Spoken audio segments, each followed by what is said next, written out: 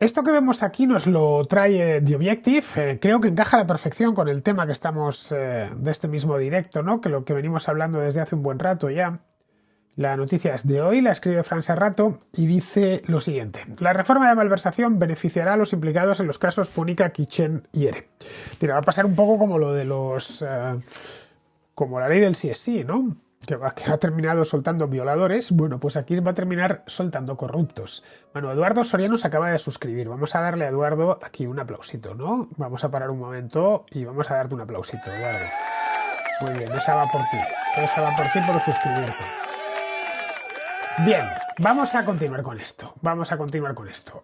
Como os digo, como os decía hace un momentín, antes del aplauso, antes de que Eduardo Soriano se suscribiese, va a suceder lo que tenía que suceder, y es que hay gente en la cárcel, no lo olvidemos, que está por malversación y que no se ha metido nada en el bolsillo. Porque la reforma que quieren hacer de la malversación va precisamente en esa dirección.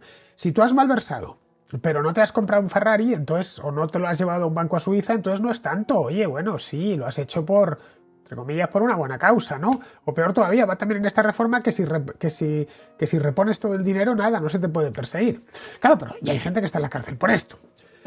Bien, ¿llevárselo crudo o no llevárselo? Esa es la cuestión. La enmienda para reformar el Código Penal promovida por Esquerra plantea dividir el delito de malversación en función de si el autor se lucró, a título personal, se entiende, o no con el manejo del dinero público. Esa distinción determinaría la horquilla de las penas si acaba aprobándose la propuesta. De confirmarse que no existió enriquecimiento personal, las condenas actuales se reducirían a la mitad. Los expertos señalan que el cambio legal beneficiará principalmente a los líderes del proceso, pero también a los implicados en otros casos, algunos tan mediáticos como Púnica, Kitchen o los ERE. El delito de malversación, que consiste en la apropiación indebida de dinero público, está recogido en los artículos 432 y 435 del Código Penal. Establece penas de prisión que oscilan entre los 2 y los 6 años, pero la horquilla aumenta entre los 4 y los 8 años en los casos más graves, aquellos que han causado entorpecimiento al servicio público o han supuesto un perjuicio superior a los 50.000 euros. La consulta auspiciada por Artur Mas en Cataluña en 2014 encontró respuesta meses más tarde. El gobierno de Mariano Rajoy, que disponía de mayoría absoluta, reformó en 2015 el delito de malversación y amplió su concepción. A partir de entonces, malversar significa sustraer caudales públicos. Eso es lo primero, tienes que coger el dinero de los demás, de los contribuyentes, da igual quién obtenga el lucro, si el propio malversador o un tercero. Basta con perjudicar el patrimonio público, y yo creo que eso es lo justo, porque no es suyo el dinero, no lo olvidemos. Nos lo quitan a la fuerza supuestamente para hacer hospitales y carreteras, no para que se lo gasten en otras cosas, y mucho menos en cosas ilegales. La enmienda que ha registrado Esquerra este viernes en el Congreso de los Diputados vuelve a poner el lucro personal en el centro. Los expertos consultados por The Objective explican que supone regresar al escenario que existía antes de la reforma del PP, una contrarreforma en toda regla. El PSOE insiste en que el cambio normativo no afectará a los ya condenados y que en ningún caso evitará la entrada en prisión del expresidente de la Junta de Andalucía, José Antonio Griñán. Ya veremos. Lo que plantean los nacionalistas catalanes es que, si no se prueba el beneficio propio, la pena de prisión por delito de malversación desciende a la mitad. Oscilaría entonces entre los 6 meses y 3 años. El tipo básico de las condenas seguiría tal y como está. En caso de que existan agravantes, esto es, que lo desviado supere los 40.000 euros, 10.000 menos de la cuantía actual, o el dinero tuviese como finalidad una calamidad, las penas aumentarían de 4 a 8 años de cárcel, igual que el máximo actual. Parece lógico. Esto es un textual de un abogado, ¿eh? Parece lógico que las penas sean más altas si existe enriquecimiento propio. Hay un matiz entre usarlo para una campaña política o llevártelo a tu casa, sostiene el penalista José Antonio Carrasco, de Arlis Abogados. En su opinión, que la condena mínima sea de solo 6 meses implicará que la mayoría de condenados no pise la cárcel. Este especialista considera que el objetivo político es beneficiar a los líderes del proceso, pero que una vez aprobado podrán acogerse otros condenados. Los primeros favorecidos serán una veintena de políticos independentistas, investigados, procesados o condenados por este ilícito penal a causa del proceso, entre ellos Carles Puigdemont y Oriol Junqueras.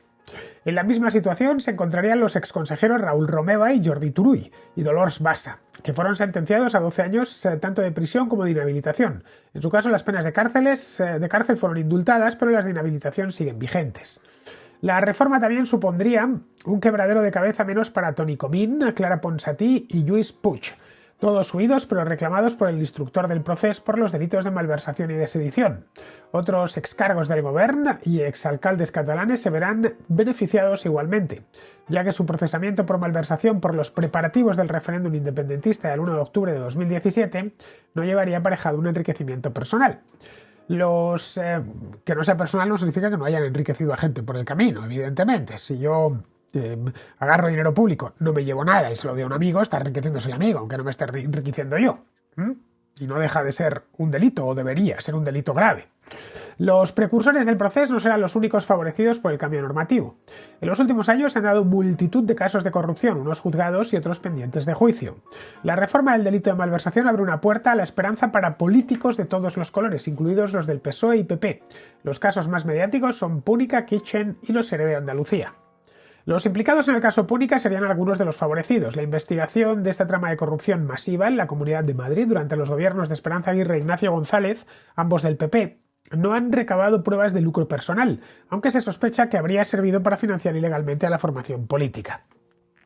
Kitchen investiga que una supuesta operación de espionaje ilegal perpetrada por el Ministerio del Interior entre 2013 y 2015 para sustraer al extesorero del PP, Luis Bárcenas, documentos que pudieran comprometer al gobierno de Rajoy.